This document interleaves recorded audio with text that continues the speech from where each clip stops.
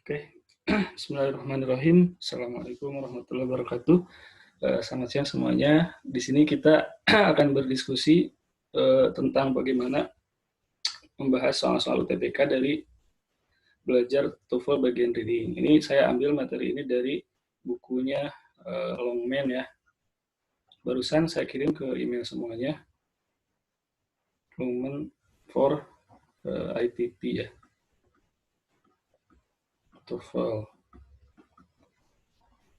Karena ternyata saya lihat itu soal-soalnya mirip gitu ya, seperti menentukan di sini ada skill yang pertama adalah menentukan main idea gitu. Oke. Nah, yang pertama ya kita mulai di sini untuk menjawab main idea question ya, untuk menjawab pertanyaan main idea dengan benar ini gitu ya.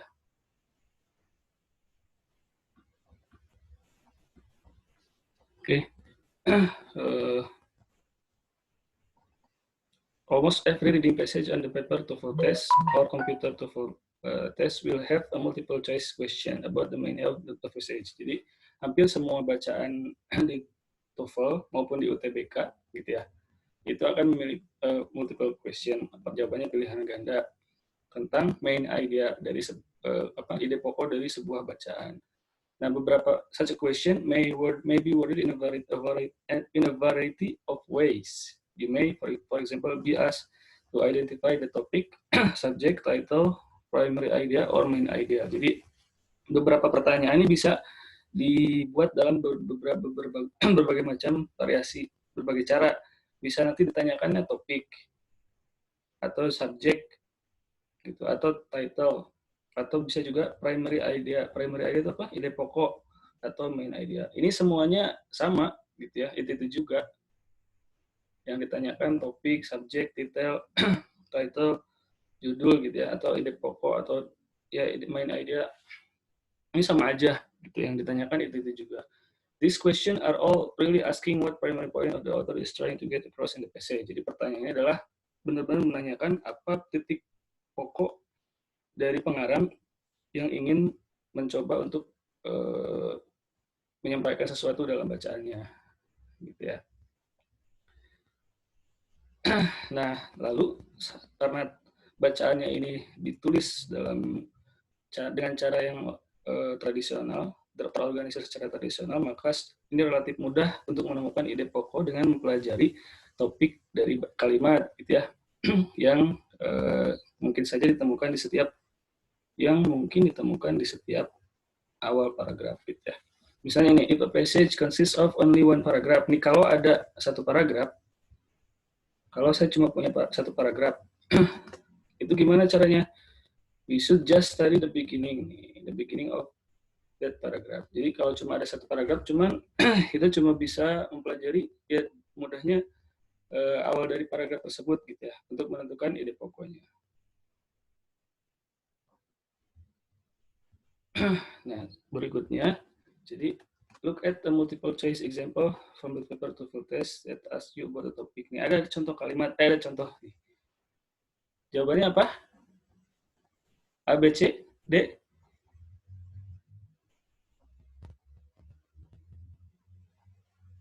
Halo? Suara saya terdengar? Ya. Terdengar. Oke, jawabannya apa ini? Yang D. Yang apa?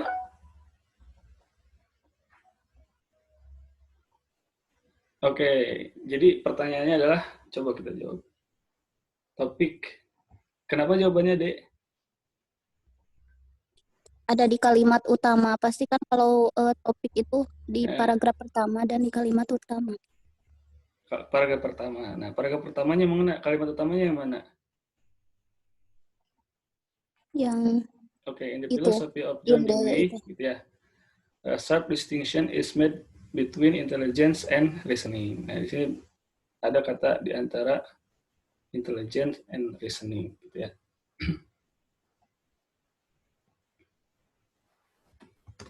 Oke, kalau yang A kenapa salah?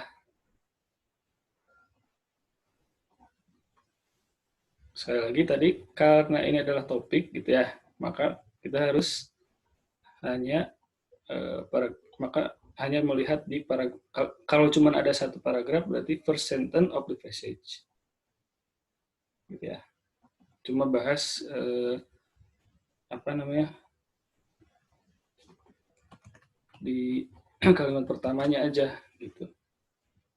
Di sini kalimat pertamanya adalah mulai dari in the philosophy of John Dewey.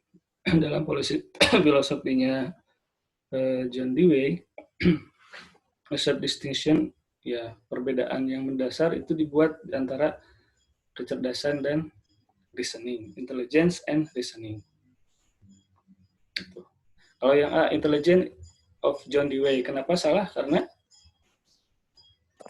cuma intelijen doang. Intelligence doang. Di sana Oke. ada Yang reason. ada reasoning juga. Yang B, distinction made by John Dewey. Kenapa salah? Di sini ada nih penjelasannya. Yang jawaban A, mention only intelligence, so it is not a topic. Ya, ini jawaban A ini hanya menjawab intelligence saja. Yang jawaban B menjawab distinction that John Dewey made, but it doesn't say specifically what type of distinction. Artinya apa?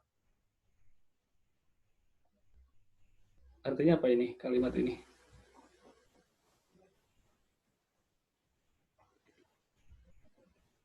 Ya? Halo? Yang jawaban B ini menyatakan perbedaan yang dibuat oleh John Dewey, distinction itu. But it doesn't say specifically what type of distinction. Tidak menyatakan secara spesifik apa itu distinction-nya. Yang C, kenapa salah? Halo? Hanya menyatakan reasoning. Oke, hanya menyatakan reasoning ya. Di sini hanya menyatakan reasoning. Kalau gitu, the best answer is D.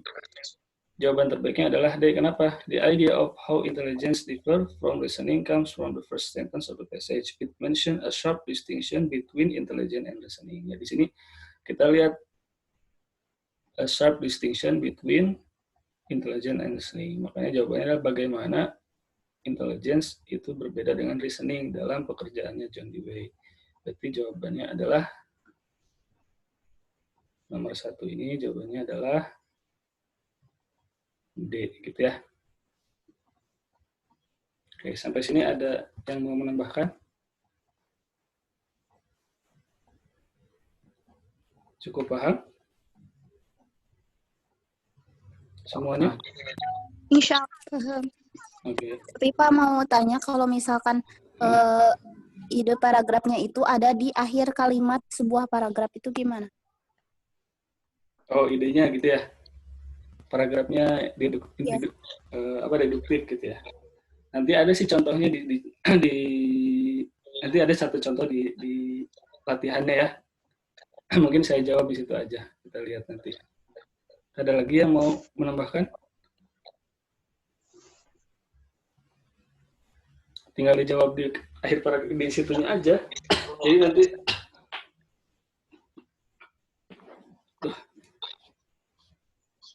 cuman ini pada umumnya aja gitu. Pada umum karena apa namanya di soal TOEFL gitu ya. Mungkin di soal UTBK bisa kita cek nanti sekalian gimana. Ini pada umumnya almost nih, namanya juga almost. Kalau almost itu artinya hampir setiap reading gitu ya. Berarti nggak semua dong. Ya pertanyaannya kayaknya benar bagus sekali itu ya.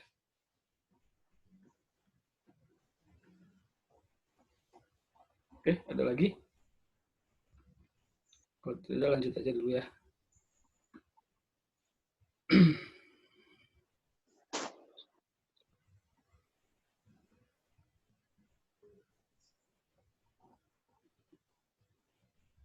Oke, berikutnya. Nah, ini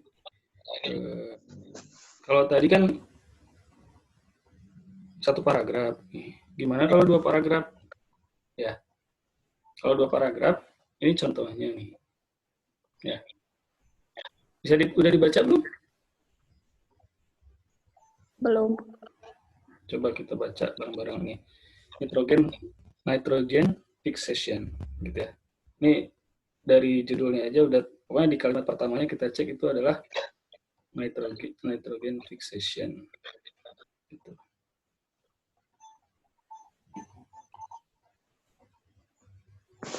Kalau yang paragraf kedua ini digaris bawahi adalah denitrification.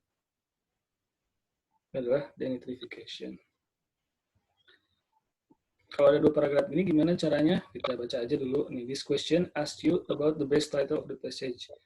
Apa tadi nama sinonim dari title tuh? Apa aja? Bisa dicatat? Bisa diingat nggak? Sinonim dari title. Iya, tadi kan ada nama lain tuh dari main idea tuh apa aja?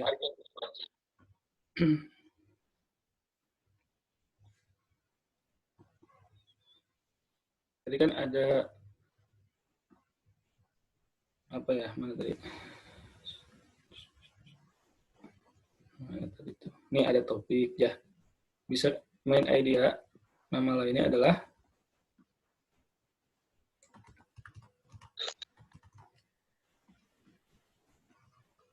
selain main idea itu bisa juga topik ya. Bisa juga subjek. Bisa juga title. Bisa juga primary idea. Nanti ditanya di soal, maksudnya kalau yang ditanyakan topik ya berarti what is the topic of this passage misalnya. Ya udah itu main idea maksudnya.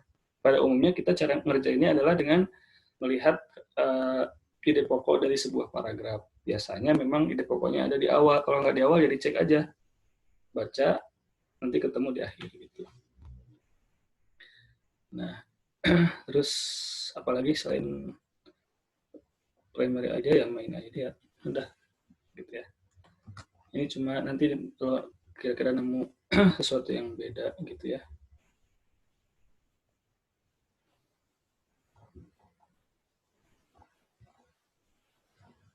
Kembali lagi ke sini. Jadi, nah ini spesies with more than one paragraph. Nah, kalau kita punya lebih dari satu paragraf, gimana caranya? Di sini, with more than one paragraph, you should be sure to read the first sentence. Nah, pertama kita harus yakin membaca kalimat pertama dari setiap paragraf. Gitu. Jadi kita mesti baca setiap, ini ada kebetulan ini ada dua paragraf. Yang pertama, nitrogen fixation is a process by which a nitrogen is continuously fed into biological circulation. Paragraf kedua, the opposite process of denitrification returns nitrogen to the air. Nah, ini ada dua kata, gitu ya. Nitrogen fixation and denitrification. Terus, to determine the subject or the topic, title, or main idea. In this example, di contoh ini, the first sentence of the first paragraph indicates that the first paragraph is about the process of nitrogen fixation. Jadi, di contoh ini nih, kalimat pertama dari paragraf ini mengindikasikan bahwa paragraf pertama tentang proses fiksasi nitrogen. Gitu ya. Paragraf pertama ini fiksasi nitrogen. If you look only at the first paragraph, kalau kita melihat paragraf pertama saja, gitu ya. Nah, first sentence of the second paragraph indicates that the process of denitrification is described in If you look at only the first paragraph, you might choose the incorrect first answer, which would be a good title for the first paragraph only. Nah, kalau kita melihat paragraf yang pertama aja, maka mungkin Anda cuma menjawab jawaban yang salah, jawaban yang pertama, yang merupakan ide pokok terbaik dari paragraf pertama, yaitu the process of nitrogen fixation. Ini jawabannya nitrogen fixasi ya ada di sini, paragraf 1 doang. Terus yang berikutnya mana? The first sentence of the second paragraph indicates that the process of denitrification is discussed in the second paragraph. Ya, di paragraf 2 ada denitrifikasi. The third answer, jawaban ketiga. Nih, jawaban ketiga ini salah. Kenapa? Karena the return of nitrogen to the air is in the process of denitrification and this is discussed in the second paragraph, katanya. Only. Jadi Ini kan jawaban C ini the return of nitrogen to the air. Kembalinya nitrogen ke udara. Kembalinya nitrogen ke udara ini adalah proses denitrifikasi. Nah, coba kita lihat di sini. The opposite process of denitrification returns nitrogen to the air. Proses berlawanan dari denitrifikasi mengembalikan nitrogen ke udara.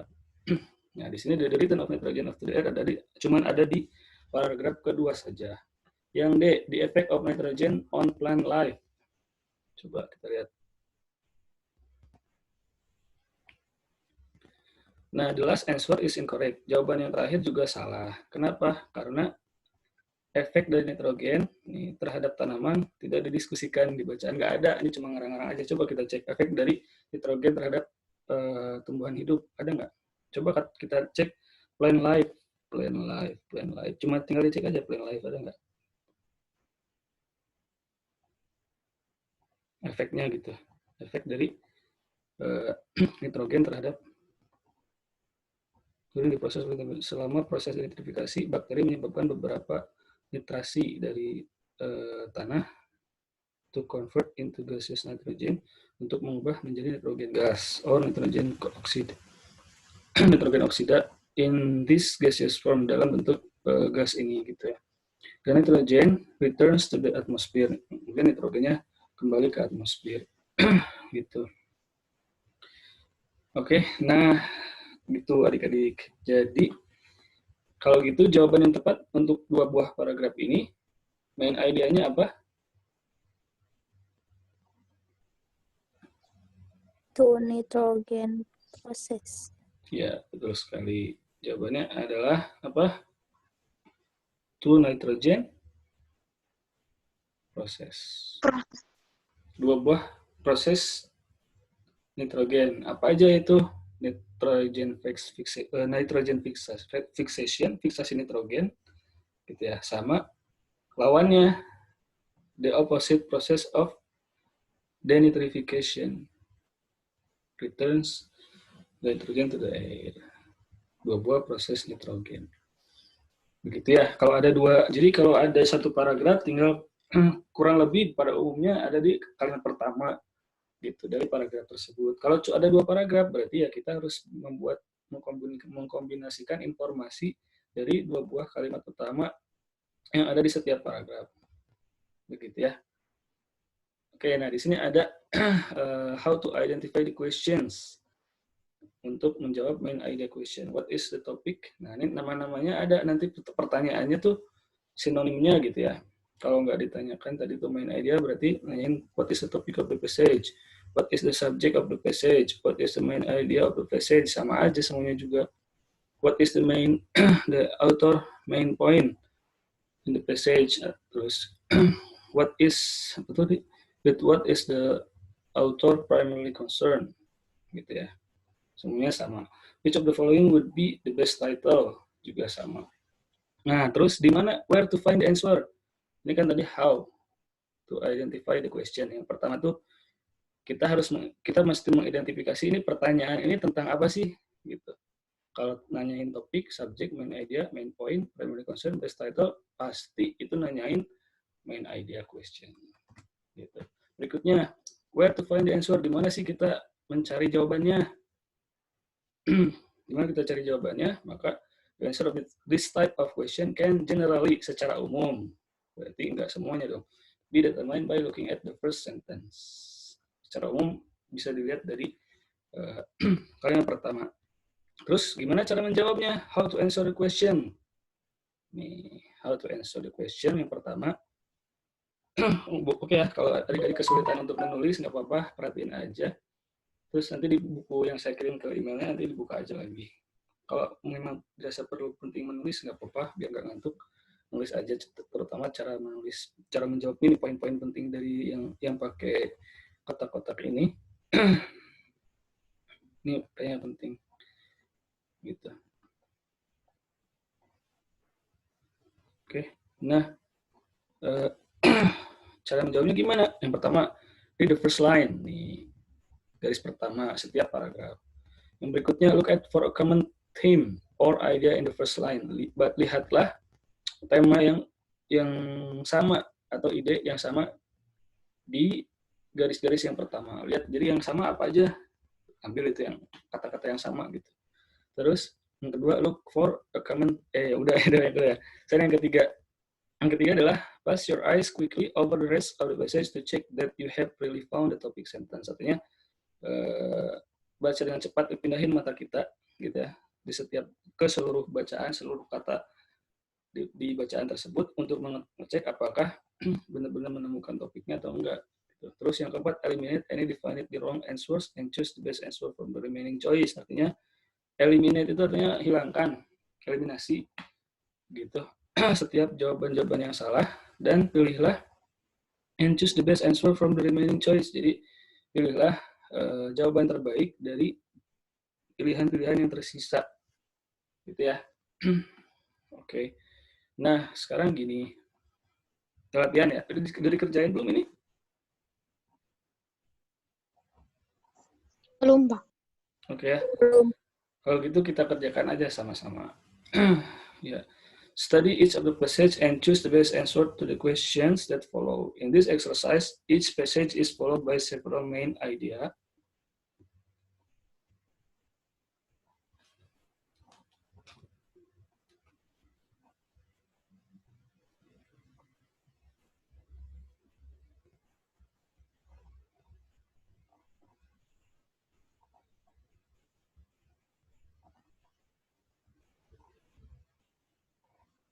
Halo, masih ada orang? Masih Ih, Pak. Kirain udah nggak ada. Oke. Pada sepi gitu ya. Pada tidur kali. Nggak, ngantuk ya. Oke, main idea, topic, or title questions so that the students can practice this type of question. Jadi latihan ini, nih setiap di latihan berikut ini ya, pertanyaan-pertanyaan berikut di TOEFL exercise yang pertama ini nanti pertanyaannya akan berfokus pada main idea atau topik atau title sama aja. Ya. Oke. Nih adik-adik sekalian udah persiapan TOEFL dari sekarang. TOEFL itu apa sih? Test of English as a Foreign Language. Ini karena materinya sama seperti UTBK, readingnya aja kebetulan, jadi makanya kita bahas TOEFL aja. Jadi nanti udah tinggal tes TOEFL, udah mantap kali, mudah-mudahan ya. Oke, nah ini yang pertanyaan passage yang pertama, Fort Knox, Kentucky. Oke, jawabannya apa nomor 1?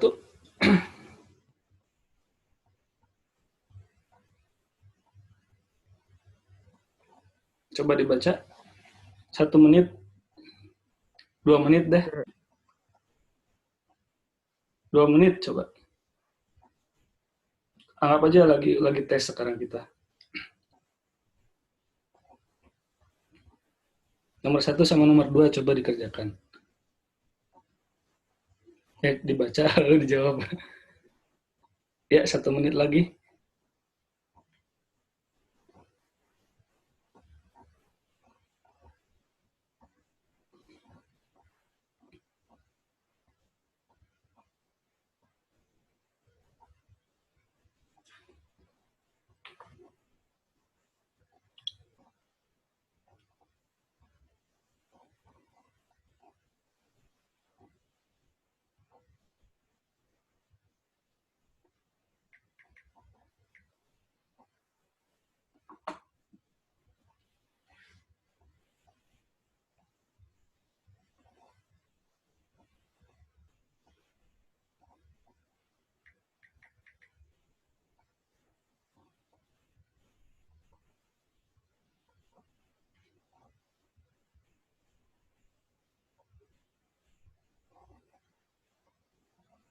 Ya, waktu habis. Nomor 1 jawabannya apa?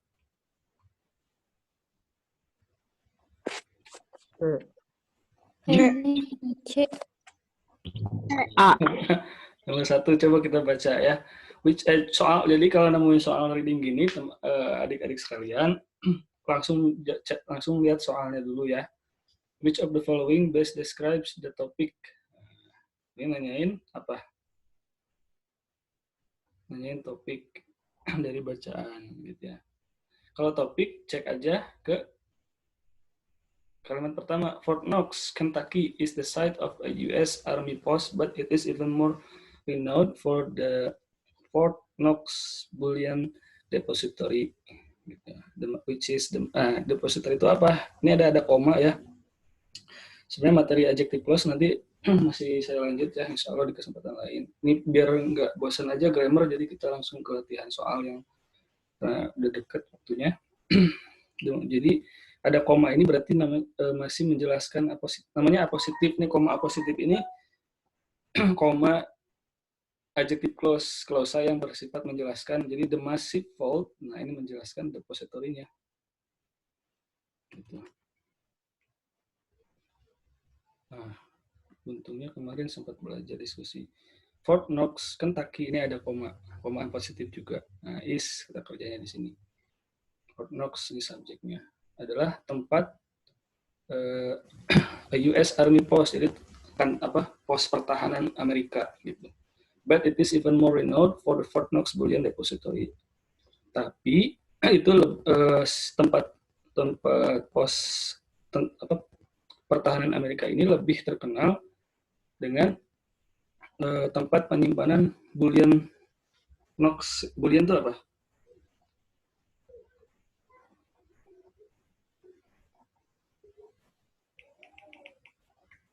Tapi udah tahu lupa.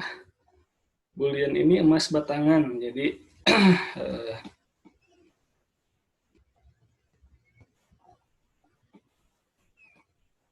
ini ada kosakatanya, tulisin ya. Jadi bullion ini emas batangan. Jadi for the Fort Knox Bullion Depository, jadi tempat penyimpanan emas batangan di Fort Knox adalah the massive vault, gitu ya.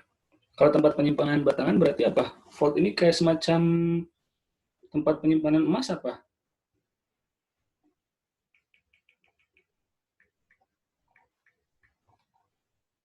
Kubah atau apa ya namanya?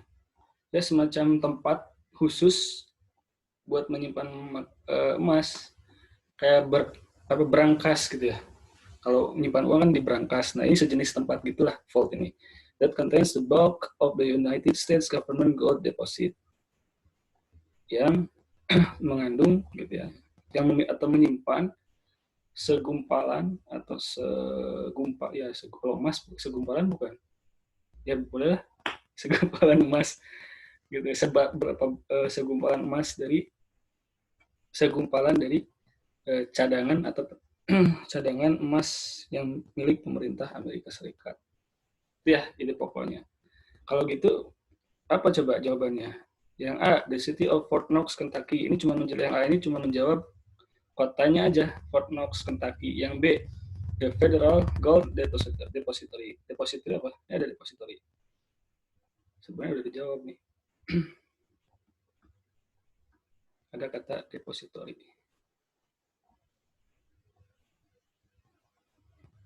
Yang C, the United States Army Post at Fort Knox. Kalau yang jawaban C hanya menjawab adalah tempat pos gitu ya, pos dari tentara Amerika Serikat di Fort Knox. Yang D itu hanya menjawab gold bullion, artinya cuma emas batangan. Jadi jawabannya apa? B. Ya, betul sekali. Jawabannya B. Ya. Jawabannya B, kenapa? Ya di sini. Jadi pokoknya ada di deposit, di kata penyimpanan. Jadi tadi kan kalimat pertama ini menjelaskan Fort Knox. Fort Knox ini adalah tempat posnya tentara Amerika. Gitu. Cuman ini lebih terkenal sebagai tempat penyimpanan depository, bullion depository. Lebih terkenal sebagai tempat penyimpanan emas batangannya milik pemerintah Amerika Serikat. Kata kalimat-kalimat berikutnya tentang apa? Completed in 1936, the vault ini dilengkap di complete, artinya complete itu apa? Diselesaikan atau selesai dibangun gitu.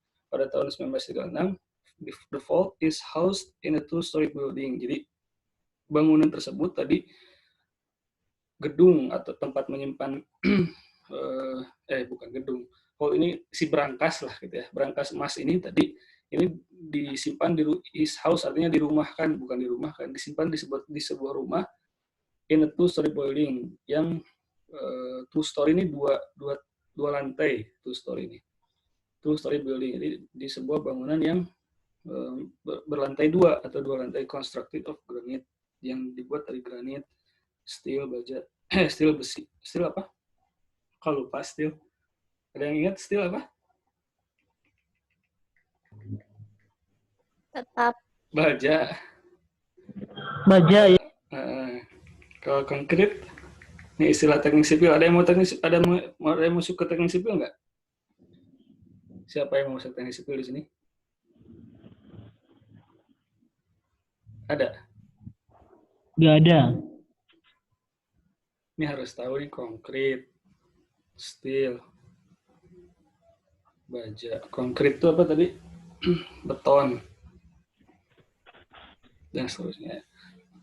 Jadi ini cuma material-material yang dibuat untuk membangun si rumah yang menyimpan vault tadi, gitu ya. Nah, tadi concrete and has a door that weight more than 20 tons, dan memiliki sebuah pintu dengan berat lebih dari 20 ton. Naturally, secara alamiah, the most up-to-date security device available are in place at Fort Knox. Nah, secara alami, peralatan keamanan yang paling up-to-date gitu ya, yang ada di tempat adalah di Fort Knox ini gitu. And the army post nearby provides further protection. Dan pos tentara yang terdekat itu menyediakan proteksi lebih jauh. Jadi kalimat pertama itu menjelaskan depository. Kalimat kedua di sini adalah menjelaskan rumah tempat menyimpan berangkas emasnya, gitu. Yaitu si pos tadi masih menjelaskan pos tadi, gitu. Terus kalimat berikutnya material-material tempat untuk membangun bangunan depositorinya. Kalimat terakhir tentang keamanan, sistem keamanan yang ada di sana. Jadi pada intinya adalah paragraf ini menjelaskan the Federal Gold Depository. Jadi tempat penyimpanan emas milik pemerintah federal gitu. Dalam hal ini pemerintah federalnya yang dimaksud adalah pemerintah Amerika Serikat. Oke, sampai sini ada yang mau menambahkan?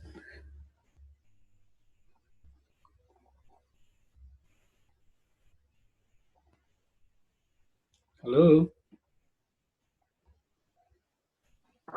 Tidak, Pak. Tidak. Nah, kalau tidak, pertanyaan nomor 2 ini harusnya bisa dijawab. Nomor 2 apa coba jawabannya? C. C. Kenapa jawabannya C?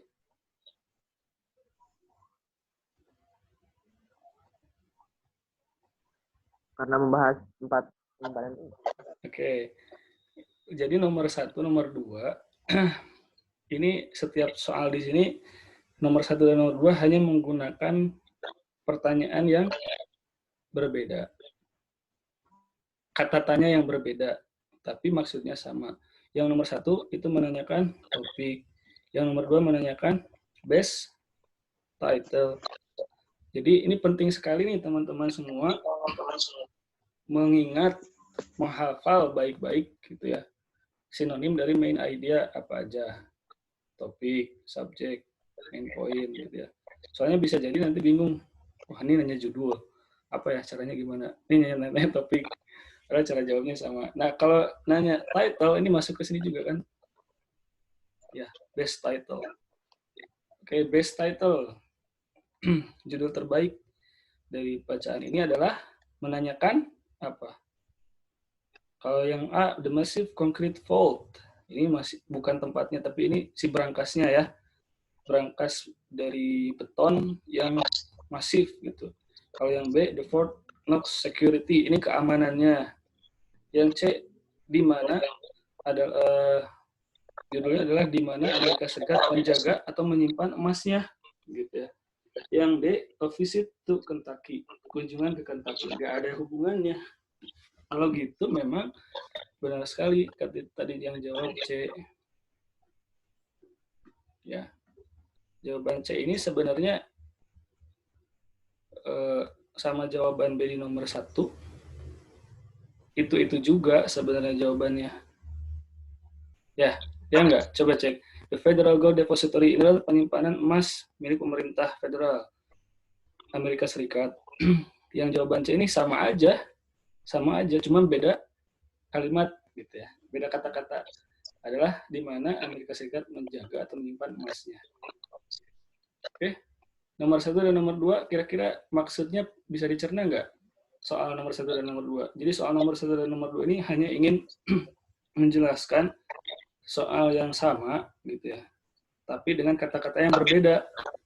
Yang soalnya jawaban soal yang berbeda, soal yang sama dengan pertanyaan yang menggunakan sinonim gitu ya. Yang ini di sini pakai topik, di sini best title. Jawabannya juga sama, cuma menggunakan kata-kata yang berbeda. Di sini adalah depository, gold depository, Federal Gold Depository, bisa juga dinyatakan sebagai where the United States keeps its gold. Ya, sampai sini ada yang mau menambahkan? Cukup? Cukup, Pak. Cukup. Oke, sekarang nomor 3.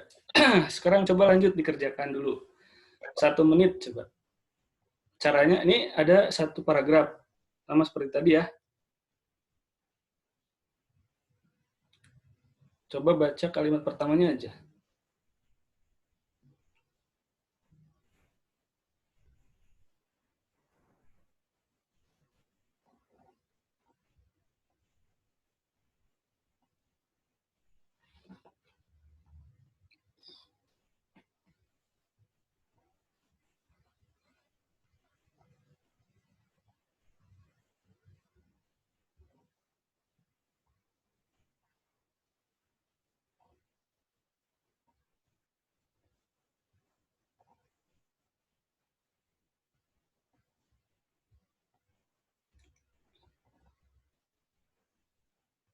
Sudah ya? Ada yang sudah jawab? Ada. Apa jawabannya nomor 3? B. B. Kenapa B? Ada jawabannya di situ ya. Ini ada bekas jawaban nih. Ini Iya. Ya, curang dah. Nggak apa-apa dah. Ada bekas jawaban ternyata. Oke, nggak apa-apa. Kita lihat. One identifying characteristic of minerals is their relative hardness, which can be determined by scratching one mineral with another. Dah, sampai situ. Jadi, paragraf ini kira-kira, kalau teman-teman bingung, coba baca pada kalimat pertama sama kalimat terakhir. Kalimat terakhir, on this scale, quartz, number 7, is harder than feldspar, number 6, and is therefore able to scratch it. However, feldspar is unable to make a mark on quartz. Jadi, one identifying characteristic of mineral. Coba cara nerjemahinnya gimana? Ini kan subjek. Kalau subjek pasti berupa noun phrase atau turunannya. Nah, di sini ceknya noun phrase-nya adalah karakteristik head-nya ya, di sini head-nya. Kalau gitu nerjemahinnya ini. Kalau ada kata quantifier, mulai dari quantifiernya. One identifying karakteristik, salah satu karakteristik yang bisa mengidentifikasi dari sebuah mineral. Salah satu karakteristik itu apa? Sifat-sifat gitu ya. Salah satu sifat minerals yang bisa membuat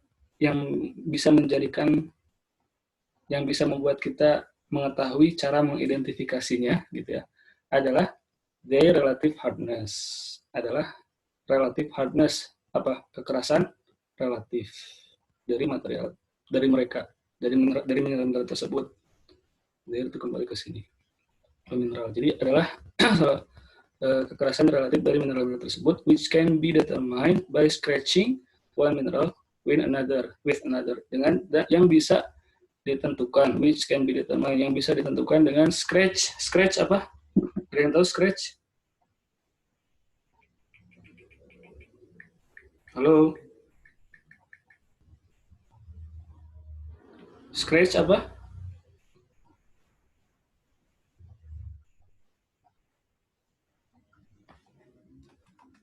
Scratch. Scratch itu artinya menggores. Nah, jadi yang bisa ditentukan dengan cara scratching.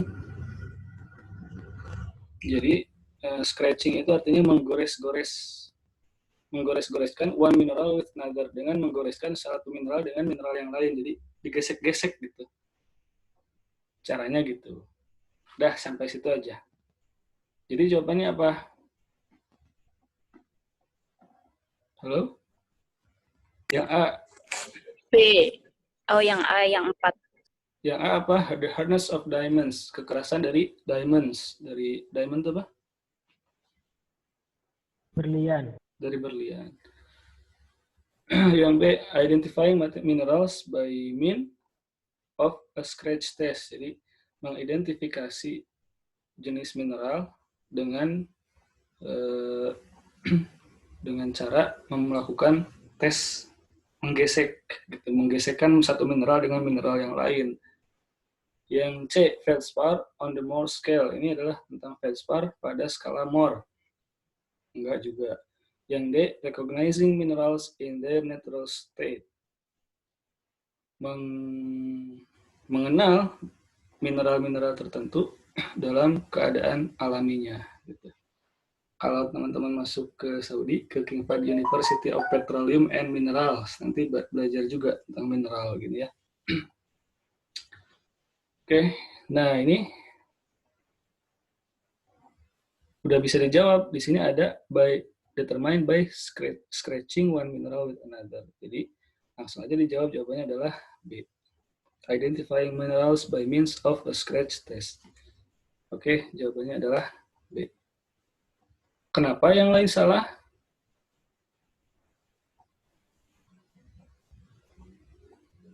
Udah, sorry ya, gangguan teknis.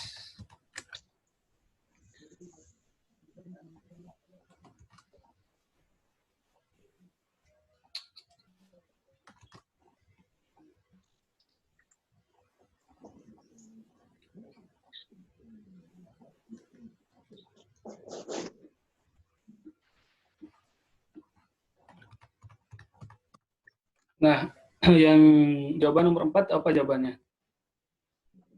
Ingat, nomor 2 soal dalam satu paragraf di set soal ini sebenarnya di setting dengan mudah aja. Di settingnya tuh menanyakan hal yang sama dengan kata yang berbeda. Di sini menanyakan dengan kata subject.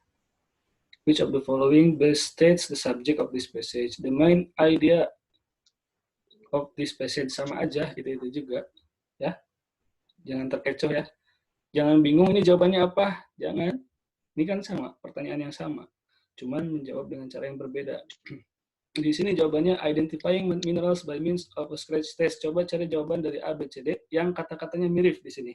Ada kira-kira maksudnya mengidentifikasi mineral dengan cara melakukan scratch, menggesek. Jawabannya apa? Nomor 4, jawabannya apa? Halo?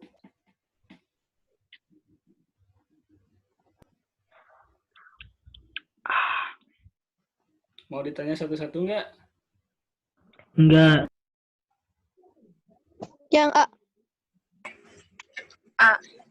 Oke, jawabannya adalah yang A.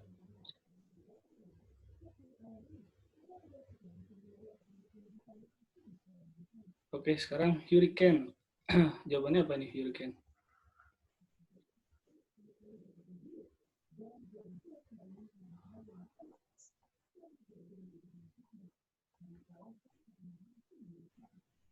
Kenapa left? Ada yang left?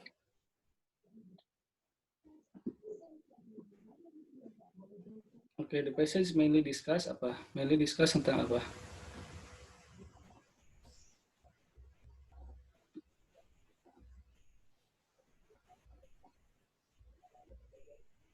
the best title. Oke, langsung aja kita jawab ya dengan cepat. Di sini hurricanes generally occur in North Atlantic from May through November, with the peak of the hurricane season in September. Gitu ya. Di sini secara umum sebenarnya the weather in North Atlantic. Yang paragraf pertama itu menjawab tentang hurricane secara umum terjadi di bulan Atlantik Selatan ya, dari bulan Mei sampai November. Di puncaknya musim hurricane di bulan September. Hanya jarang sekali akan terjadi dari Desember hingga April dalam part of the ocean, jadi di bagian dari ocean tertentu. Oke. Jadi ini adalah hurricane terjadi di North Atlantic. Yang berikutnya, of the tropical storm, dari badai-badai tropis yang terjadi setiap tahun di North Atlantic, hanya kira-kira 5 secara rata-rata itu cukup powerful untuk dikatakan sebagai hurricane. Jadi ini hanya menjelaskan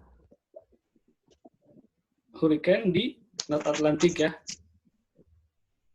Hurricane di North Atlantic. Kalau gitu jawabannya adalah yang the weather in North Atlantic, how many hurricanes occur setiap tahun, strength of hurricane, atau hurricane in one part of the world. Mana jawabannya? C. Hah? C. Jawabannya apa ya? C. Kenapa jawabannya C?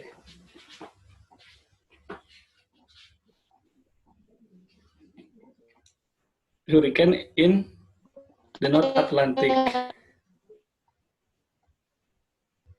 Bukan weather ini mah, tapi hurricane. Lagi bahas hurricane.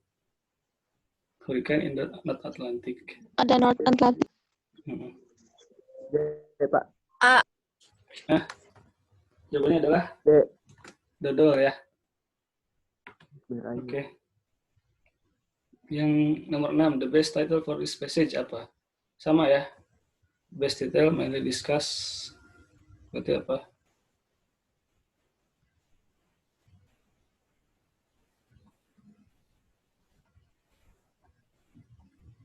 C. Coba.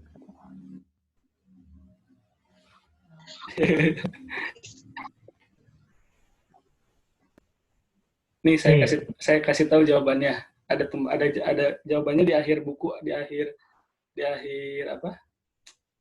Bukunya. Coba cek di buku masing-masing ada jawabannya. Nomor 7. Nomor 6. Jawabannya B ternyata. Ya gitu. Yang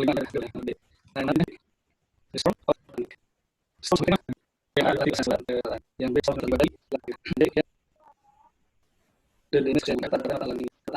ini jawabannya B benar karena tentang baik hurricane. Hurricane itu apa sih? Ada yang tahu nggak?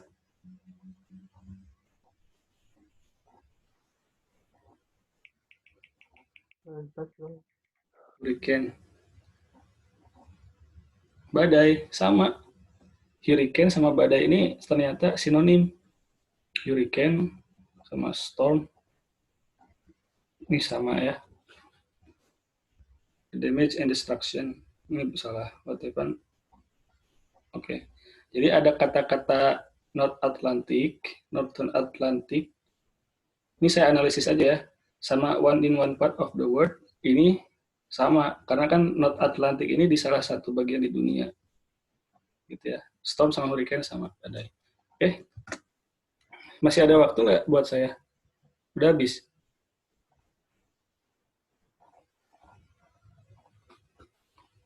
Halo? Halo. Masih ada waktu buat saya nggak? Satu lagi deh ya, satu lagi. Hah? Oke, di sini kita lihat which of the following best describe the main idea of the passage. Nomor 8 sama nomor 9. Ini jawabannya adalah the popularity of Longfellow. Kenapa? Karena kita lihat nih, saya baca aja. Jadi ini jelasin tentang Henry Longfellow. Ini nama orang yang mengarang novelnya. Terus dia mengarang beberapa jenis. Ini karangannya Evangeline, Song of Hiawatha, the courtship of Miles Standish, gitu ya, dan seterusnya. Ini paragraf pertama tentang nama orang sama karangannya. Paragraf kedua adalah tentang judul Evangeline, tentang salah satu novel berjudul Evangeline. Dia jelasin tentang Evangeline gitu.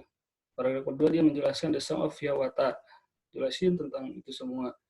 Terus paragraf ketiga tentang novel yang ketiga. Nah, tadi seperti pertanyaan Royana tadi, ini jadi si pengarang ini, Longfellow ini, mana ada ke sini ya, saya baca tadi. As with Longfellow alternative forms, the emphasize, mana ya?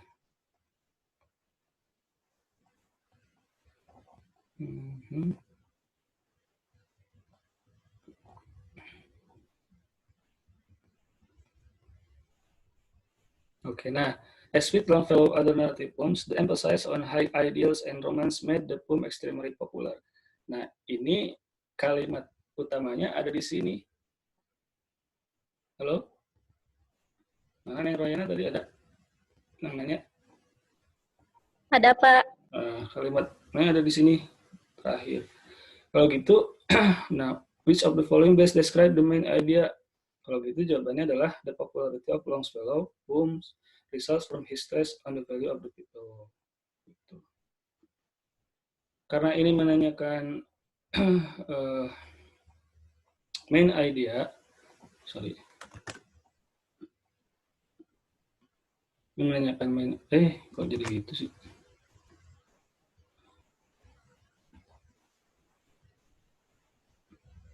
Main idea sama aja dengan best title, sama aja dengan subject. Ini semuanya sama ya. Sama, menanyakan tentang main idea, best title, sama subject. Kalau gitu, nah, jawabannya juga mesti sama. Gitu. Jawabannya ini yang ada kata popularity-nya aja, mana? Longfellow popular appeal. Yang ada kata populer di sini mana? A. A ya. Jawabannya A. Yang nomor 9 ada kata populer di mana? C. C. Udah, itu aja. Sederhana. Ada kata populer, ada kata populer. Di kata lain nggak ada. Udah. Oke. Teman-teman semua.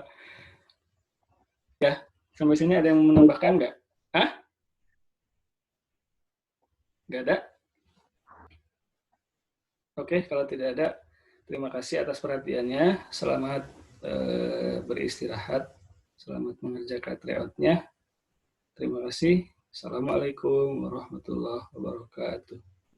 Waalaikumsalam. Waalaikumsalam warahmatullahi wabarakatuh.